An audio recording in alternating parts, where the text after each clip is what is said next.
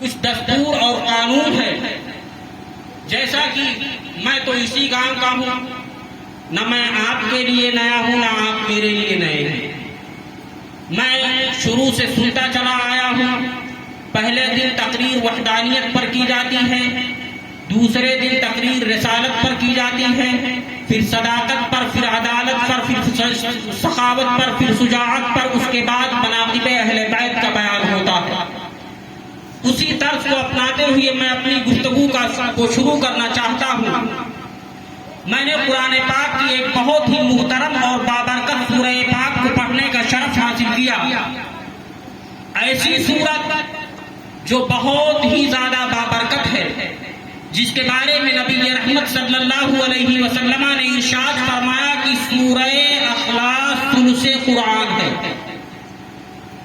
یعنی ثلث قرآن ہے، یعنی تہائی قرآن پڑھنے کا ثواب اگر ایک مرتبہ سورہ اخلاص کو پڑھ لیا جائے تو تہائی قرآن پڑھنے کا ثواب ملتا ہے. اور اگر کوئی بندہ 3 مرتبہ سورہ اخلاص کو پڑھ لے تو رب ذوالجلال اپنے فضل و کرم سے اسے ایک قرآن ختم کرنے کا ثواب عطا کرتا ہے. اسی سورہ پاک کو میں نے پڑھنے کا شرف حاصل کیا. اللہ تبارک و تعالی ارشاد فرماتا ہے قل هو اللہ احد، اے نبی تم فرما دو کہ اللہ ایک ہے. اللہ الصمد، اللہ بے نیاز ہے. لم یلد ولم یولد، نہ وہ پیدا ہوا ہے اور نہ وہ پیدا کرتا ہے. یعنی نہ وہ کسی کا بیٹا ہے اور نہ وہ کسی کا باپ ہے. وَلَمْ يَكُنْ لَهُ كُفُوًا أَحَدٌ، اور نہ ہی اس کا کوئی ہمسر ہے، نہ اس کی برابری کا کوئی. یہ سورت کب نازل ہوئی؟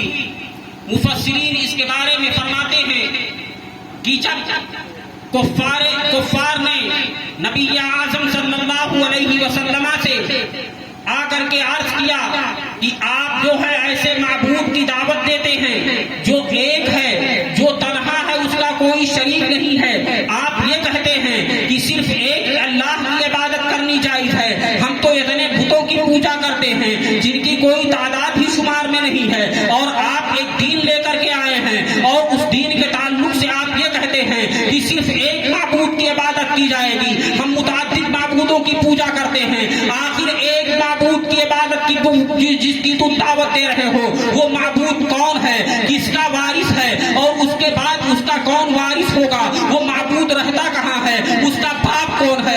اس کا بیٹا کون ہے؟ تو اللہ رب العزت نے سورہ پاک کو نازل کیا اور واضح بیان فرما دیا کہ اے محبوب تم سے پوچھنے والے پوچھ رہے ہیں اللہ کون ہے، اللہ کیسا ہے، اس کا باپ کون ہے، اس کا بیٹا کون ہے.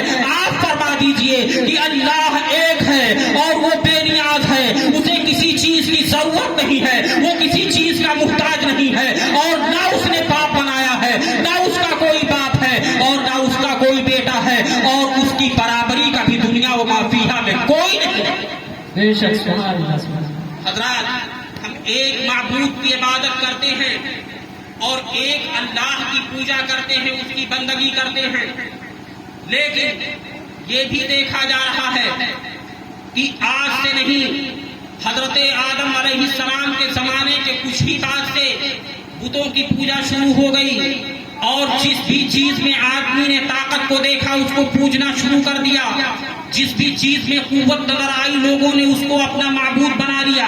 چاند میں چاندنی کو دیکھا تو اسے اپنا معبود تصور کر لیا. پہاڑوں کی بلندیوں کو دیکھا تو اسے اپنا معبود تصور کر لیا. اور سورج کی شعاعوں کو دیکھا، اس کی تپش کو دیکھا تو اسے اپنا معبود تصور کر لیا. ہر چیز کو جہاں جہاں قوت نظر آئی ہے لوگ اس کے سامنے سر خمیدہ ہو گئے ہیں. لوگ اس کے سامنے آ کر کے سر جھکانے لگے ہیں اور اس کو پوجنے لگے ہیں. آخر ہم ایک اللہ کی عبادت کرتے ہیں، ایک معبود کی پرستش کرتے ہیں. آخر ہمارے پاس اس کی کیا ضرورت ہے؟ ہم ایک اللہ کی بندگی کرتے ہیں.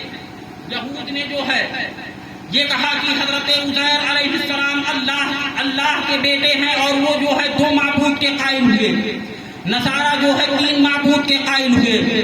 فلاسفہ फलसफा ने तो माबूद ही का इनकार कर दिया। उन्होंने कहा कि अल्लाह ने उसूल अशरा को बनाया, बाद अल्लाह फिर मुअत्तल हो गया। तो दुनिया का ये निज़ाम इसी तरह चलता आ रहा है। लेकिन हम एक माबूद की इबादत करते हैं और ऐसे माबूद की इबादत करते हैं जिसको हमने कभी देखा ही नहीं। आखिर हम इस बात को कैसे मानते हैं कि अल्लाह मौजूद है और वो एक ही है? इन दो बातों पर मैं गुफ्तगू करना चाहता हूँ कि आप इन बातों को सुनिए। अल्लाह तबारका व तआला के ताल्लुक से न हमें बताया जाता है और न हम उसके ताल्लुक से जानते हैं। आलम ये होता है कि अल्लाह तबारका व तआला की शान में हम गुस्ताखियां बकते हैं, अल्लाह तबारका व तआला की शान में हम ऐसे अल्फाज कहते हैं जिससे हम दायरे इस्लाम से खारिज हो जाते हैं। हज़रात, हम अपने माहौल में देखते हैं अल्लाह तबारका व तआला को ऊपर वाला कहा जाता है,